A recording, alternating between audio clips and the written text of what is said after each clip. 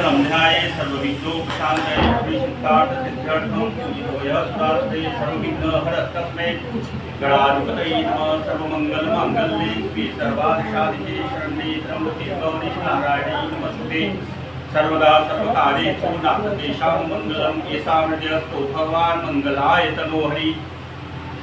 तदेव लग्नं सुदिनं तदेव ताराबलं चन्द्रबलं तदेव विद्याबलं देवबलं तदेव लक्ष्मीपते ते ध्रुवं विस्मरामि लाभस्तेषां यस्तेषां कुतस्तेषां पराजय येषामिन्दीवरस्यामो हृदयस्थो जनार्दन यत्र योगेश्वरः कृष्णो यत्र पार्थो धनुधर तत्र श्रीवियो भूति ध्रुवाणि चिर्वतिर्ममम् अनन्या चिन्तयन्तो माम् ये जना परिपासते तेषां नित्यावृत्तानां योगक्षेमं महामहं विश्वदे सकलकल्याणं भाजनं यत्र जायते पुरुषं तव्यं नित्यं व्रजामि शरणं हरि सर्वेश्वरं कारेषु श्रेयस्त्री भुवनेश्वरा देवान् सन्तु न सिद्धिं ब्रह्मेशान जनार्दन विश्वेश्वं माधवं दुर्दिं दण्डपाणिं च भैरवं वन्दे काशीं गुहां गङ्गा भवानी मणिकर्णिकां विन्ध्यं विन्ध्येश्वरीं कालीं गंगां चाटुजां तथा रामेश्वरं च विन्ध्येशं भैरवं प्रणमाम्यहं त्रिवेणी माधवं सोमं भरद्वाज च वासुकीं वन्दे यक्षयवरं शेषं प्रयागं तीर्थनायकम् अयोध्यामन्दिराय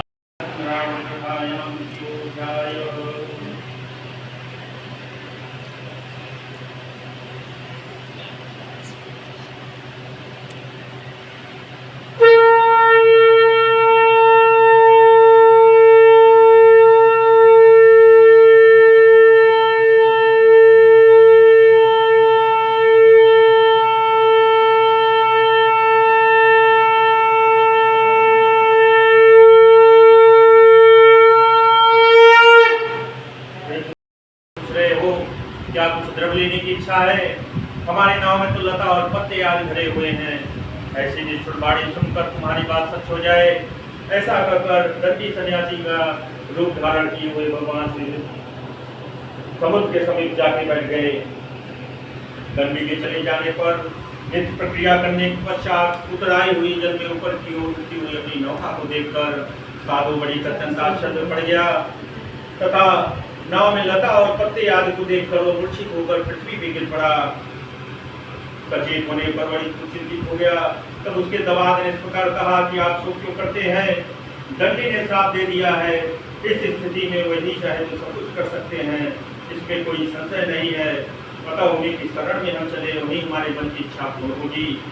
जमाता की बात सुनकर वह साधु बड़ी उनके पास गया और वहां दंडी सन्यासी को देखकर उसने भक्तिपूर्वक उन्हें प्रणाम किया तथा आदरपूर्वक कहा कि हे प्रभु, आपके सन्मुख मैंने जो कुछ कहा है, असत्य भाषण रूप अपराध किया है, आप मेरे उस अपराध को क्षमा करें।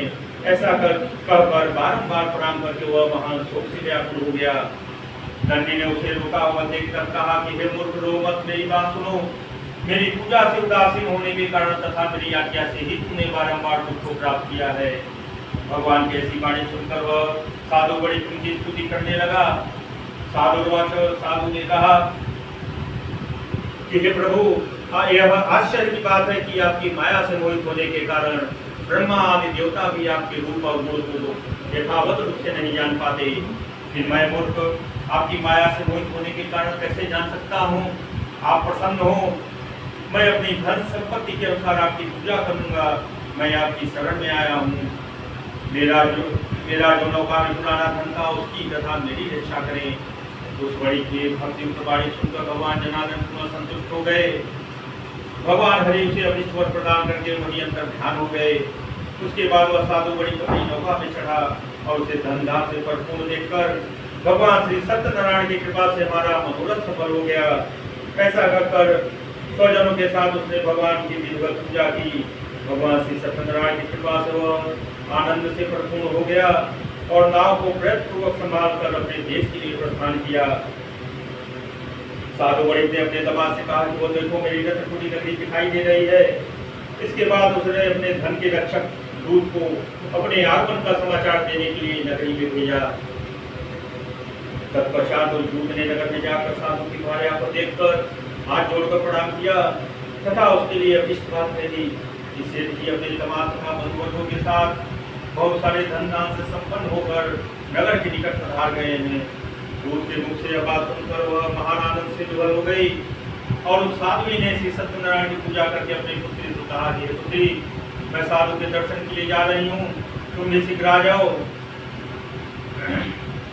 माता का ऐसा वचन सुनकर व्रत को समाप्त करके प्रसाद का परित्याग करके वह कलावती भी अपने पति पुत्र के दर्शन के लिए चल पड़ी। इससे भगवान श्री सत्यनारायण रुष्ट हो गए और उन्होंने उसके पति तथा नौका को धन के साथ हरण करके जल में डुबो दिया। इसके बाद कलावती कन्या अपने पति को न देखकर महान शोक से निधन करती हुई पृथ्वी पर गिर पड़ी। नाव का दर्शन तथा कन्या को अत्यंत दुखी देखकर भयभीत मन से साधु गणित ने सोचा कि यह क्या आश्चर्य हो गया। नाव का संचालन करने वाले सभी नाविक गण भी अत्यंत चिंतित हो गए। तदनंतर वह लीलावती भी कन्या को देखकर विवल हो गई और अत्यंत दुख से विलाप करती हुई अपने पति से इस प्रकार बोली कि अभी अभी नौका के साथ दामाद जी कैसे लक्षित हो गए, गायब हो गए। न जाने जिस देवता की इच्छा से वो नौका हरण कर ली गई अथवा भगवान श्री सत्यनारायण का महात्म कौन जा सकता है। ऐसा कहकर वह स्वजनों के साथ विलाप करने लगी और कलावती कन्या को गोद में लेकर रोने लगी। कलावती कन्या भी अपने पति के नष्ट हो जाने पर दुखी हो गई और उसने पति की पादुका लेकर उनका अनुगमन करने का मन में निश्चय किया। कन्या के इस प्रकार के आचरण को देखकर भार्या सहित वह धर्मज्ञ साधु शोक संतप्त हो गया और सोचने लगा, या तो भगवान श्री सत्यनारायण ने दामाद के साथ धन दान से भरी इस नौका का अपहरण किया है अथवा हम सभी भगवान श्री सत्यनारायण की माया से मोहित हो गए हैं। अपनी धन शक्ति के अनुसार मैं भगवान श्री सत्यनारायण की पूजा करूंगा। सभी को बुलाकर इस प्रकार कहकर उसने अपने मन की इच्छा प्रकट की और बारंबार भगवान श्री सत्यनारायण को दंडवत प्रणाम किया। इससे तीनों के परिपालक भगवान श्री सत्यनारायण प्रसन्न हो गए। भक्त वत्सल भगवान ने कृपा पूर्वक कहा कि तुम्हारी कन्या प्रसाद छोड़कर अपने पति के दर्शन करने के लिए चली गई है, आई है। निश्चय ही सीधा उसका पति अदृश्य हो गया है। यदि वह घर जाकर प्रसाद ग्रहण करके पुनः आए तो हे साधु, तुम्हारी पुत्री अपने पति को प्राप्त करेगी, इसमें कोई संशय नहीं है। कन्या कलावती भी आकाश मंडल से ऐसी वाणी सुनकर शीघ्र ही घर गई और उसने प्रसाद ग्रहण किया। पुनः आकर स्वजनों तथा अपने पति को देखा। तब कलावती कन्या ने अपने पिता से कहा कि अब घर चले विलंब क्यों कर रहे हैं। कन्या के वह बात सुनकर बड़ी खुश संतुष्ट हो गया और विधि विधान से भगवान श्री सत्यनारायण का पूजन करके अपने घर की ओर बंधु बांधवों के साथ अपने घर गया। तदनंतर पूर्णिमा तथा संक्रांति पर्वों पर भगवान श्री सत्यनारायण का पूजन करती हुई इस लोक में सुख भोग कर अंतिम में वह सत्यपुर वैकुंठ लोक में चला गया। इति स्कंद पुराणे निवाकन्ये श्री सत्यनारायण प्रतिष्ठायां चतुर्थोऽध्यायः।